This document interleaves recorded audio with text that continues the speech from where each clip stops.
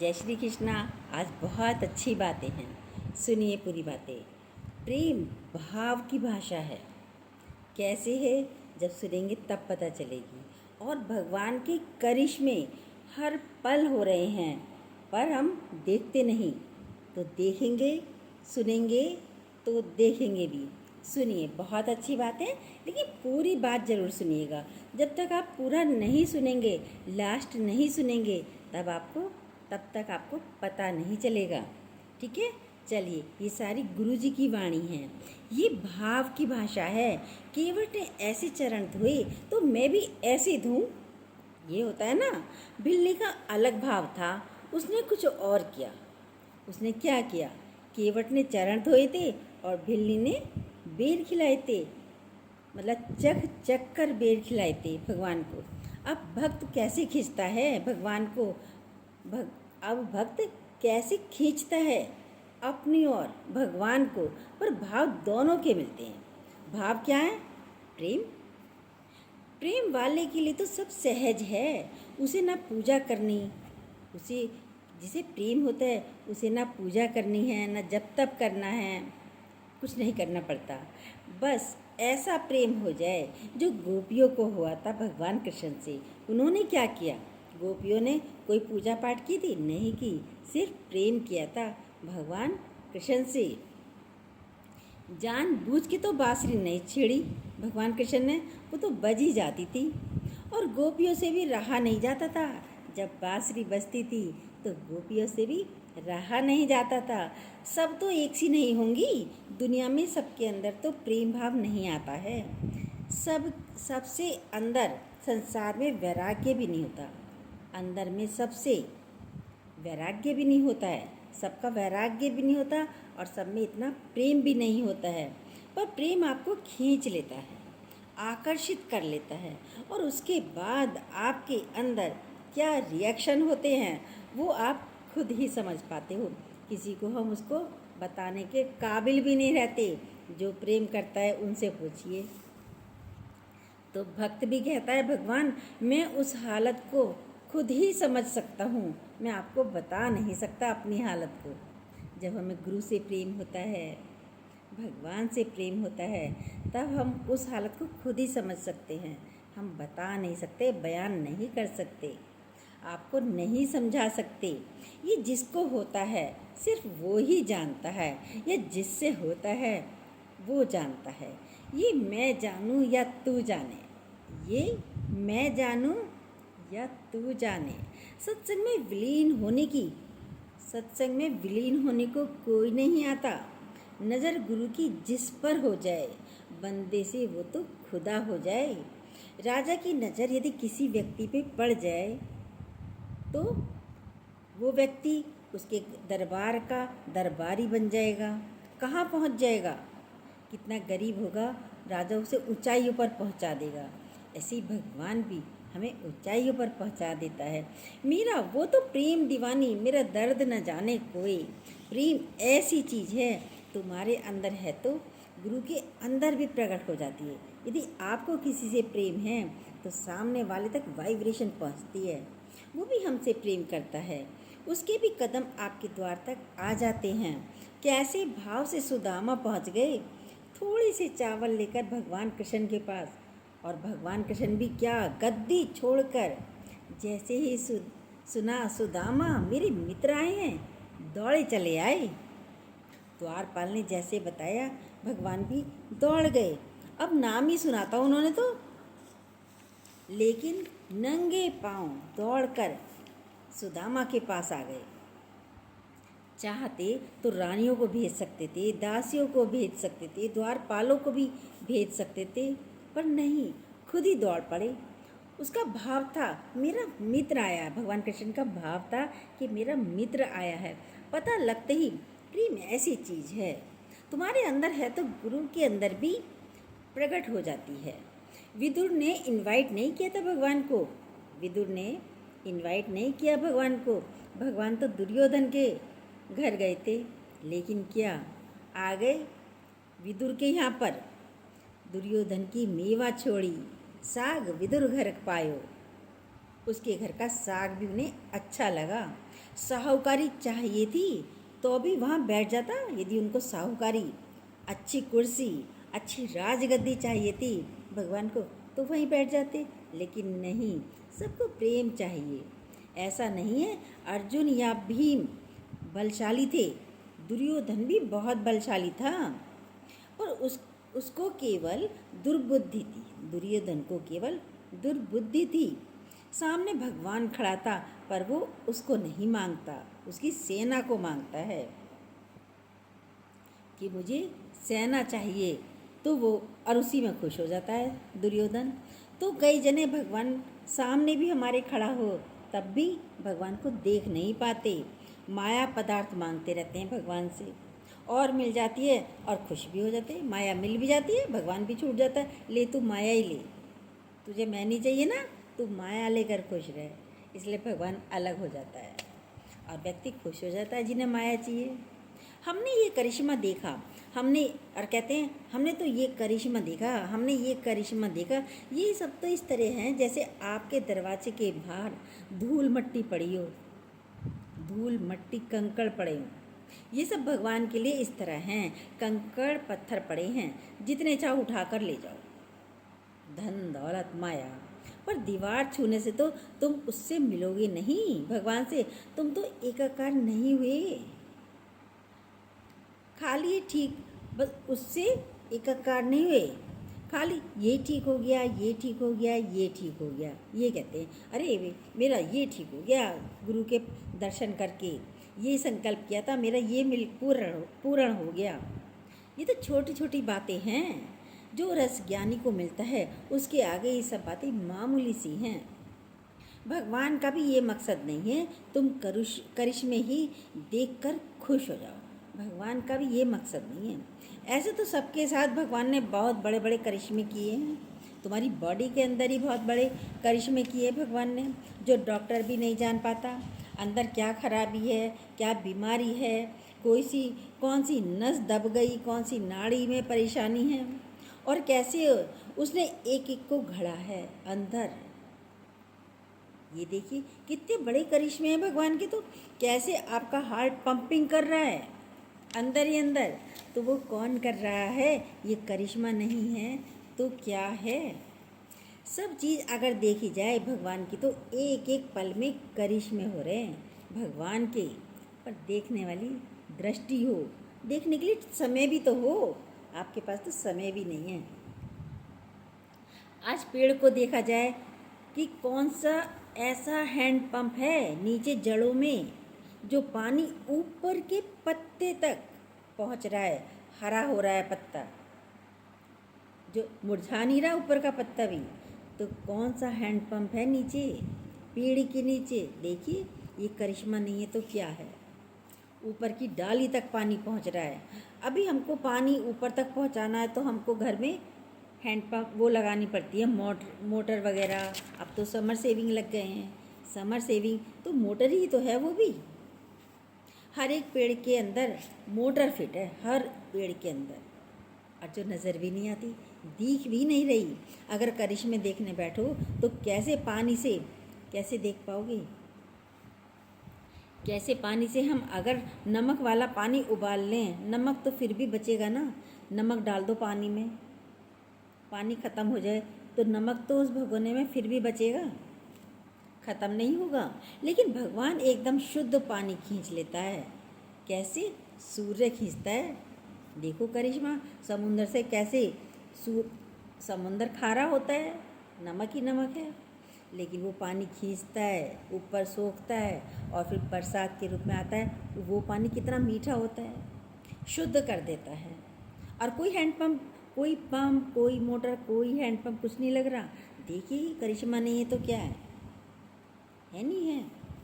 सूर्य कितना बड़ा पंप, सूर्य के नीचे कितना बड़ा पंप है बताइए, जो अपना पानी खींच रहा है। कहाँ समुंदर, पहाड़ की ऊंचाई नापी जाती है तो समुंदर तल कितना ऊंचाई, समुंदर तल से पहाड़ कितनी ऊंचाई पर है, और कितना ऊंचा, उससे भी ऊंचा सूर्य है। सूर्य शुद्ध पानी से ऊपर से आपको देता है, सूर्य शुद्ध पानी ऊपर से आपको देता है। ये रोज का खेल है। एक दो दिन का नहीं, डेली का है, जो हम शायद नहीं देख पाते हैं। हमारे शरीर से पसीना निकलता है, वो भी ऑपरेट होकर शुद्ध हो जाता है। जो चीज़ है, गंदगी नीचे रह जाती है, सब पानी ऊपर आ जाता है, साफ पानी ऊपर आ जाता है। करिश्मे देखो भगवान के बैठ करके। बाकी तुम्हारे साथ कुछ होता है तो तुम कहते हैं भगवान ये आपकी वजह से हुआ है, लेकिन भगवान कहता है मेरा भक्त तो इतने में ही खुश है। ये फ़ायदे हो गया, ये फ़ायदा हो गया, हम ये कहते हैं। बस छोटी छोटी बातों पे आप करिश्मा देखा और कहते हैं ये फ़ायदा हो गया, ये फ़ायदा हो गया। और हनुमान को मोतियों की माला दी माता सीता ने, प्रसन्न होकर के। उसने तो एक एक मोती तोड़ दिया, हनुमान जी ने तो सीता माता को लगा ये तो वानर है, इसलिए इसने तोड़ दिया। सच्चे मोतियों की माला दी, लेकिन इसको हनुमान जी ने तोड़ दी और फेंक दी। बोली क्या तुमने मेरे प्रेम की यही कीमत चुकाई है? माता सीता बोली तुम तो समझते ही नहीं, इस माला की कीमत तुम समझते ही नहीं। तो हनुमान जी ने बोला इसमें राम नहीं है माते, इसे लेकर मैं क्या करूं? बोली क्या तुम्हारे शरीर में राम है? तो क्या बोले हनुमान जी, हाँ मेरे शरीर में राम है। और कहकर सीना फाड़ कर दिखा दिया जहाँ राम और सीता दोनों विराजमान हैं, बैठे हैं। तो इस माला को क्या करूँ मैं? हृदय में ही सब कुछ है, बाहर के पदार्थों से क्या प्रीति करें हम? और अगर तुम्हारी प्रीति अभी तक संसार के पदार्थों से है, जगत से है, तो फिर भगवान से नहीं है। यदि पदार्थों से प्रीति है तो भगवान से नहीं है, वो नहीं मिलेगा आपको। फिर धन तो सबके पास है, लक्ष्मी सबके पास है। एक रिक्शा वाला भी तुमसे कहीं जाते हैं तो 10 रुपये 20 रुपये उसको भी दे देते हैं, तो उसके पास भी लक्ष्मी है। आपके यहाँ काम वाली आती है, मेहरी आती है, काम करती है, महीने के 500 800 1000 2000 रुपये लेके वो भी जाती है। 2 से लेती है, 4 से लेती है, 6 से लेती है, वो भी 10-12 हज़ार उसके भी हो जाते हैं। तो लक्ष्मी तो उसके पास भी है। पर भगवान कहाँ हैं सबके पास? भगवान तो सबको नहीं मिलता। शुद्ध धारा और लक्ष्मी पापी को भी हुए। आप सोचो भगवान की मेहर हुई है, लक्ष्मी आ गई, भगवान की मेहर हुई है, आपके पास बेटा आ गया, बेटी हुई तो कहते हैं लक्ष्मी आ गई, बेटा आ गया, भगवान की मेहर हुई है, बेटा हुआ है, पोता हुआ है, भगवान की मेहर हुई है, घर बन गया, बंगला बन गया, भगवान की मेहर हुई है, गाड़ी आ गई। यही कहते हैं ना। ये तो फिर भी बिगड़ सकता है, जो आया है ये बिगड़ सकता है। अभी पैसा बढ़ गया, कल को घट भी सकता है। मनुष्य आज करोड़पति, कल को रोडपति भी हो सकता है। अरे माया भाग्य में होती है तो मिल ही जाती है। जरूरी नहीं कि माया वाले का ही दुख निर्वत हो, माया वाले का दुख ही हटे, ये जरूरी नहीं है। तुम्हें आवश्यकता ही न पड़े माया की। आप भगवान के भक्त तो बनो, बच्चे तो बनो, आपको आवश्यकता ही नहीं पड़ेगी दौलत की, धन की, लक्ष्मी की। ज़रूरी नहीं कि आपको कैंसर हो, बीमारी हो, हार्ट डिसीज़ हो, जिसके लिए आपको लाखों रुपया जोड़ना पड़े ऑपरेशन के लिए, किसी के लिए भी। तो उस माया को क्या संभाल रहे हो? जब भाग्य में होगी तो मिलेगी, और जानी होगी तो एक झटके से चली भी जाती है, कहीं आग लग जाती है, कहीं कुछ भी हो जाता है नुकसान। जोड़ जोड़ गया हार, देखा पागल सब संसार। भगवान से भी ये चीज़ें क्यों मांगें? क्यों मांगें ये चीज़ें? ये तो नाशवान है सही में। जब हम शुरू में सत्संग जाते थे तो लगता था अरे हमने क्या मांगा, नाशवान पदार्थ। आखिर नाशवान मतलब क्या है? एक दिन ख़त्म ही हो जाएंगे, चले ही जाएंगे, या तो ये चली जाएगी माया या हम चले जाएंगे। तो फिर भगवान को ही ना मांगा जाए जो हमारे संग अभी भी है, जब से हमारे तब भी था, आज भी है और लास्ट सांस तक रहेगा। तो उसका साथ पकड़िए, उसको ही मांगे, उसको ही देखने की कोशिश कीजिए, तो दिख भी जाता है। तो ये तो सब नाशवान वस्तुएं हैं। तंदुरुस्ती आज मिली, कल को बिगड़ सकती है, बीमार हो सकते हैं। धन आज मिला कल जा सकता है, पति आज मिला कल जा सकता है, बेटा आज मिला कल छोड़कर भी जा सकता है, कुछ भी हो सकता है। तो क्या मांगा सोचिए। नाशवान पदार्थ मतलब ऐसा तो नहीं है कि वो हमेशा ही रहेगा। कुछ भी मांगा, सोचिए आपने क्या क्या मांगा, आपको पता चलेगा। एक दिन जाना है भाई, मकान भी आज कितना ही आलीशान बनाओ, आखिर कहीं ना कहीं टूट फूट चलती रहेगी, वो भी टूटेगा फूटेगा, फिर बनाओ। कपड़ा कोई आज पहना तो ऐसा तो नहीं है हमेशा ही पहनते रहेंगे उसे ही, और चाहिए। देखिए क्या क्या मांगा, आप सोचकर देखो पहले। आप परमात्मा से नाशवान वस्तुएं ही मांग रहे हैं, तो आपके साथ कौन सा बड़ा करिश्मा हो रहा है जो आपको मिल गई ये सब चीज़ें। कहते हैं हमने यहाँ संकल्प किया वहाँ हमारा पूरा हो जाता। सही बात है, संकल्प करोगे आपको मिल जाएगा। तो निसंकल्प हो जाओ तो ज़्यादा अच्छा है। निसंकल्प, जब निसंकल्प हो गए तो तुम खुद भगवान बन गए। जब तक संकल्प विकल्प कर रहे हो तब तक जीव हो तुम, निसंकल्प हो तो भगवान हो तुम ही। फिर तो तुम्हारे एक इशारे मात्र से विश्व चल रहा है, पूरा ब्रह्मांड चल रहा है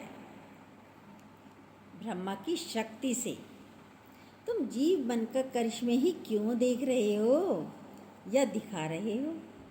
पति को कहते हैं प्राणपति, कहते हैं ना ये मेरे प्राणपति हैं। तो अपने प्राणों का पति कौन है भाई, वो तो प्राणपति है, पर आपके प्राणों का पति कौन है, परमात्मा।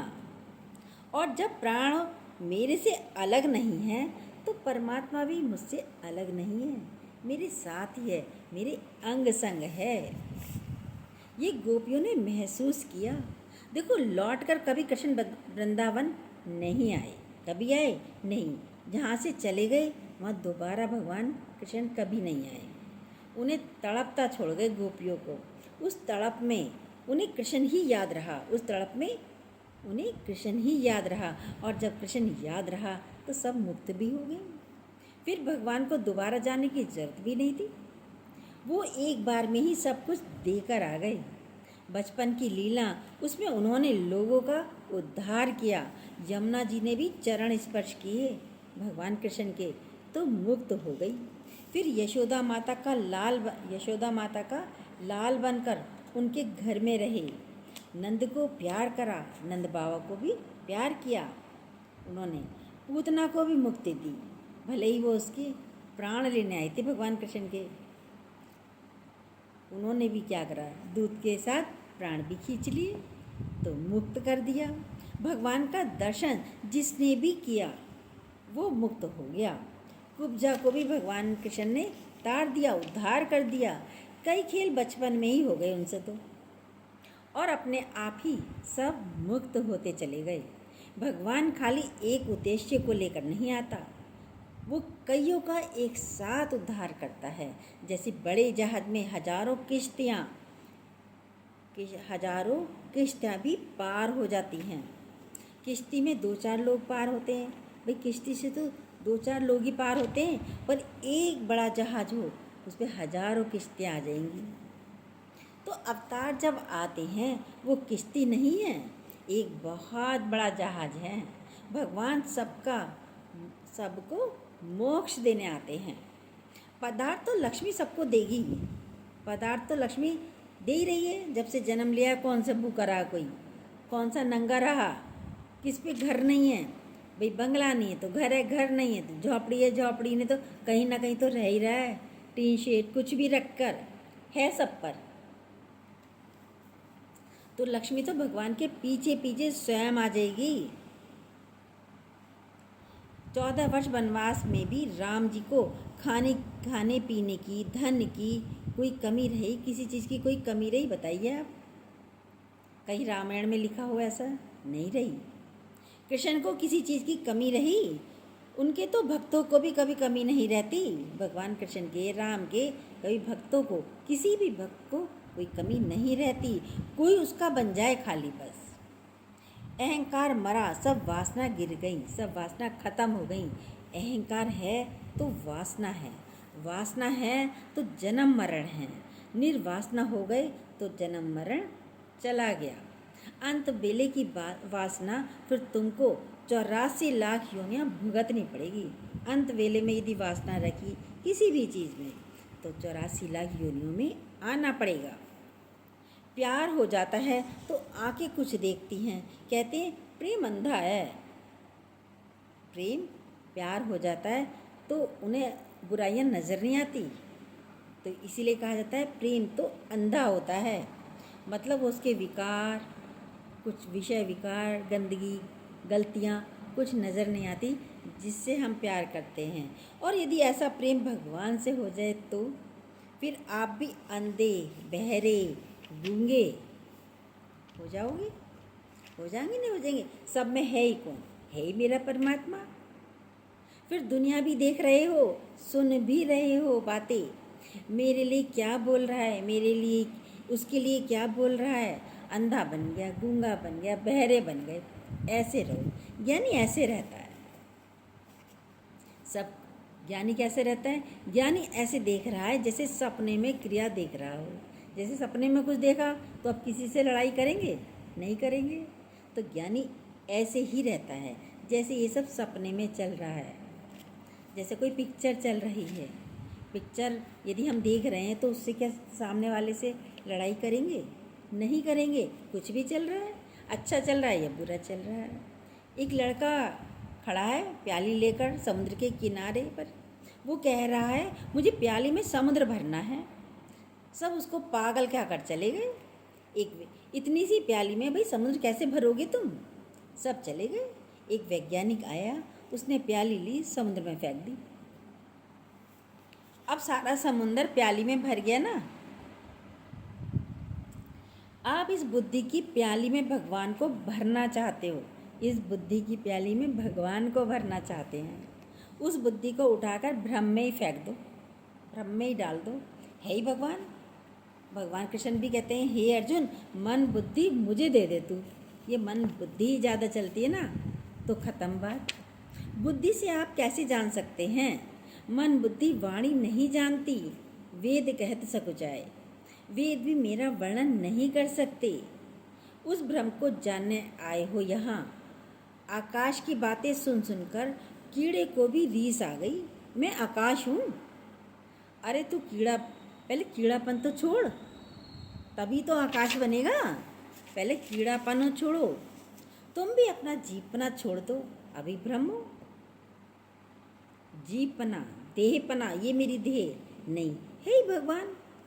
तुम खुद विराट हो। तज देह उपाधि, इस उपाधि को, देह की उपाधि को तज दो, छोड़ दो। ब्रह्म रूप है अभी की अभी। जैसे बिंदु भी सिंधु का ही रूप है, बिंदु भी सिंधु का ही रूप है। गिलहरी समुद्र पर बांध बनाने में सहयोग कर रही थी। आप सब ने स्टोरी सुनी होगी रामायण में, जब समुद्र पर पुल बन रहा था तो सब वानर पुल बना रहे थे, तो उसमें भी गिलहरी भी आती है। वो भी मुंह में रेत के कण दबाकर वो भी काम कर रही है, पुल बना रही है। तो बोला थोड़ी थोड़ी रेत डालकर पुल में, मैं भी पुल में सहयोग बनाने में सहयोग कर रही हूँ। उसने हिम्मत रखी, चाहे छोटी सी थी।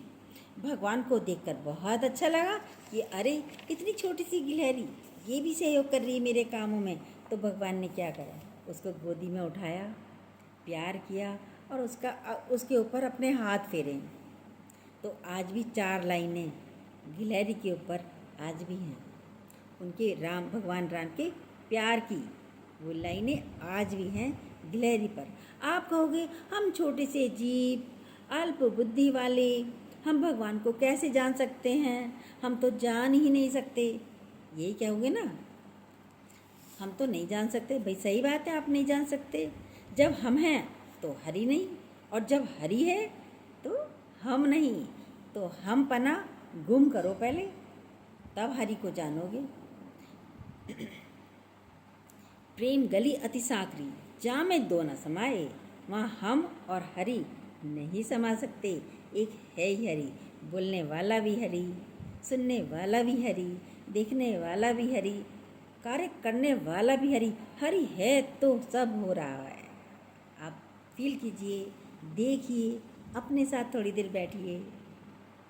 या तो हम ही रहेंगे या हरि ही रहेगा, तो हरि ही रहेगा तो हम भी प्रसन्न आनंदित रहेंगे। जय श्री कृष्णा। ये जो न्यू हो प्लीज़ सब्सक्राइब कीजिएगा, बेल को दोबारा प्रेस कीजिएगा, और कैसी लगती हैं हमारी बातें कमेंट ज़रूर कीजिएगा, लाइक ज़रूर कीजिएगा।